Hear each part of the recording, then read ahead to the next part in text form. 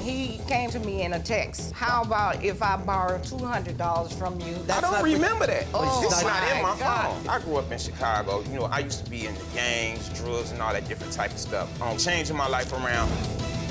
My fiance purchased a BMW for me. I saw that there was a title loan on the car, and whenever a car is left in my facility for a long period of time, they're hiding it from a repossession agency. Plaintiff Yvonne Laye claims she loaned her nephew money to repair his car. And now, he won't pay her back. She's suing for $200. Defendant, William Smith, claims he doesn't know what his aunt is talking about. And he doesn't owe her anything. Do you swear the testimony you're about to give is the truth, the whole truth, and nothing but the truth? I do. Case 90, Laye versus Smith. We have the plaintiff here, Ms. Laye, Yes. and you are suing the defendant, your nephew, for $200 for a loan? I offered $700 to him to get him a car, insurance. That she never gave me. Can I finish? Let her finish. I offered him the money, and he came back to me in a text saying, "Good morning, Auntie. That's a little steep for me. How about if I borrow $200 from you and I sign a contract?" Do you have a copy of that? Yes, sir. Yeah, I'd like to see it. Thank you. You have a turn, so let her finish. Okay, There you are, Judge. thanks. Auntie, good morning. I thank you for the offer. I know it's steep, so my question is, can I sign a contract for $200? I need $70 to fix my license, $55 for my insurance, $32 for a hose and labor, and the change is for gas. I'll give you $75 3 weeks straight, and that's $50 in interest, but I have to get on it now. But it started off, Your Honor, I was trying to help his mom. Yeah. Because he was driving her car and they couldn't get to the store or anything, and he had told me that he had found a car for $500. I offered the $700 to get him out of his mom's car so she can have transportation. He turned it down and then texted me with that text right there. Okay, well, we have this here from you. What doesn't make sense about it? Why would somebody offer you more money and you ask for less? Well, maybe you're a nice person. You requested. Can I see that? Yes. And it's Show still him. on my phone. Yeah. I kept every text you gave me. Okay. You need to get my you might phone. not This not in my remember that you phone. did it. Oh, It's not in my God. phone. It's not your. I got some stuff on my phone to show her talking about, because she went and told everybody she loaned me some money, Okay. and I didn't pay her back all at the church. Anybody that would listen, I got a text when I sent it to her. She said she ain't told nobody nothing like that. She was talking about my other cousin, them. You know, one minute, so I don't even know what she's talking about. okay. All right, hang on. The All judge right. is speaking now. But right now, what I'm looking at, I'm not saying this is the only thing that ever happened, but I'm saying here, you're asking to borrow $200. Forget the $700. That's I don't remember that. I'm not saying you remember it. I'm saying. Okay, I take it back. I did not send her that text. Well. Oh my God. You wanted him to get these things that he had asked for regarding the car. Hang on, Yes, what? Okay, I grew up in Chicago. You know, I used to be in the gangs, drugs, and all that different type of stuff. I got in school, I'm working, changing my life around. She know, this is my aunt, she moved up from Florida. She's like, I'm gonna help you. Your mom's them sick, you over there helping them, you need to get your own stuff, I'm about to help you. That's where the money came in and question at first. Now I'm helping her move, whatever she do, go get her place for her car, doing everything. So I'm gonna give you some money so you could be straight. So what I'm trying to figure out is, why would I ask her to loan me some money that she's saying I'm going to give you? Your Honor. Okay, here's the thing. Well, wait a second. I want to answer that question.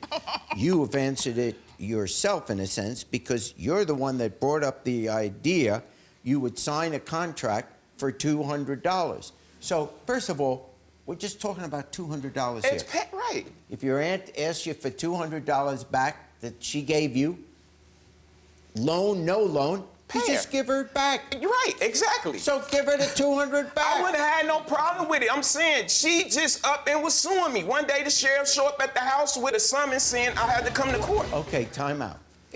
Here's what I'm trying to understand. Why is this necessary? You pay her the $200. You don't Worst case, you can come to court and sue for $200. But you know what? Why wouldn't you just go to him and say, I'd like my $200 back? I did. Okay, and if he doesn't... Several times. He And- tried to pay me one Yes. time, and he wanted me to pick it up. And you know what? He doesn't pay you back, you kind of put that in the back of your mind, and the next time he asks you for money, I can't, honey. You know, I'd love to, but you and I both know you don't pay me back when I loan you money, so I can't do it. I don't have that kind of money. Very lovingly, so much of Well, he family needed to- fights can be avoided Man. because, and I'm not saying you don't have a right to do this. I'm just saying $200. I She's understand supposed that, to Your have Honor, my but back. I mean, I love him to death, and this is hurting me. He gets away with a lot of stuff. He needs to learn responsibility. That's You true. teach me a lot of responsibility. I have, And I'm but you 45, wasn't I know responsibility, wasn't but you don't just responsible show up this and say time. 1 minute's a gift, Okay. and now we in court over $200. I Okay. would have gave you You that. had 7 months to pay Okay, me. well, I gave I'll tell you you Hang what. on, the judge I'll is tell you speaking. what. This is the perfect opportunity to give her the $200 because I find for the plaintiff $200. I didn't want to do this, and I'm hurt. I don't do family like this.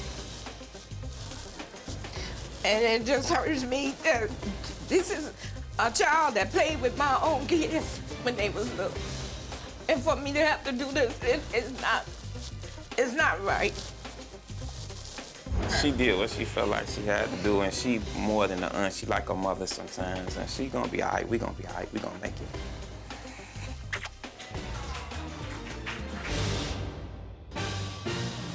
Plaintiff Lisa Hodges claims the defendant kept her car for nearly a year without repairing it.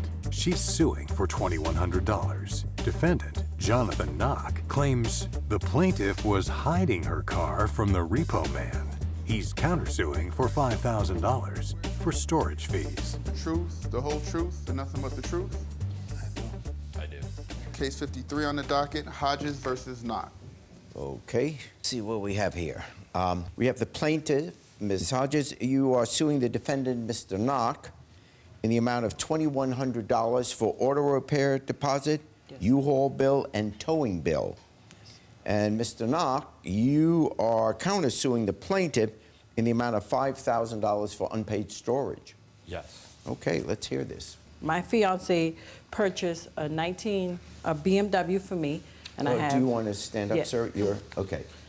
He purchased a BMW for me as a gift. So you purchased for your Yes, sir. fiance this car, and you Yes. purchased it from the defendant. Yes, sir. Very nice. Yeah. Okay. I was looking for a second vehicle for us, a luxury car. Yes. That was nice. So I found it on Craigslist. Yeah, it looks very nice. It was at John's. So Yes, sir. I didn't have money on me, so I left him a check as a deposit, and I came back with the car in 2 days. Okay. I took the car from his shop, had it repaired. After about a year of driving it, the car had issues, losing compression. So I But took you it. were driving it for a year. Yes.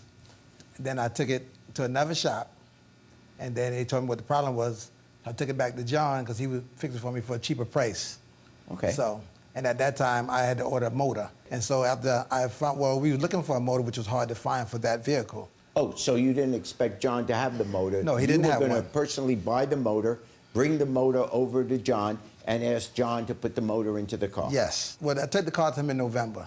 Around, let's say, March, I found the motor. And then I had it delivered to his shop.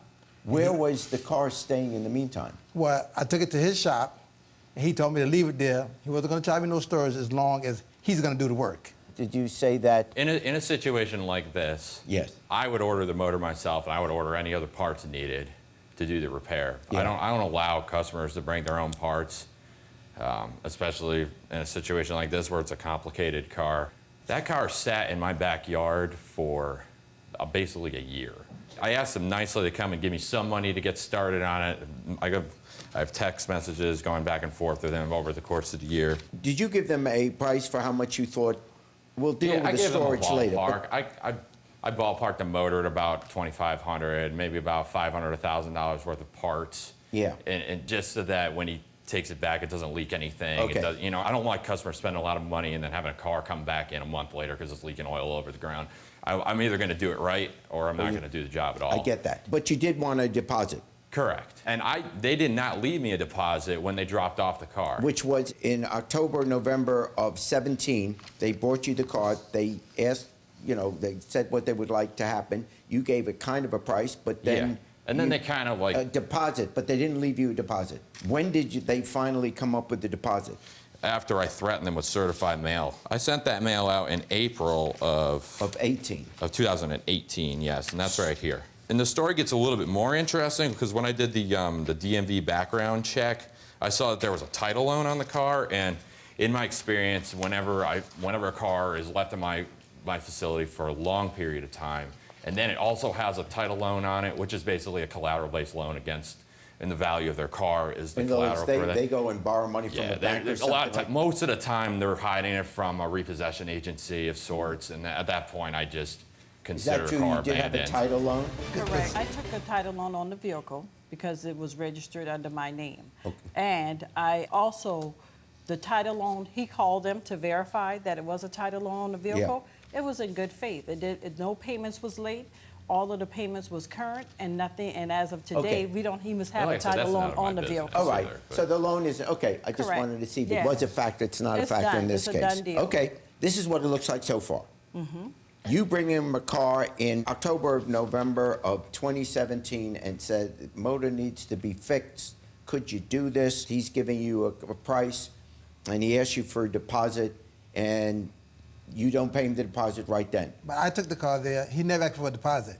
Right. So my question to you is, the car was there from November of 17 to at least April of 18.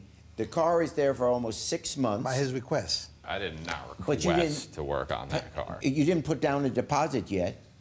He wasn't working on it yet because you didn't give him a deposit. We never had So a motor. why did you keep the car there? He said leave it there, but we never had the motor yet. Basically, the car is sitting there on his property for 6 months and he doesn't have a penny. But he agreed on that because Did you say that he doesn't have to pay, and this is important, you're under oath.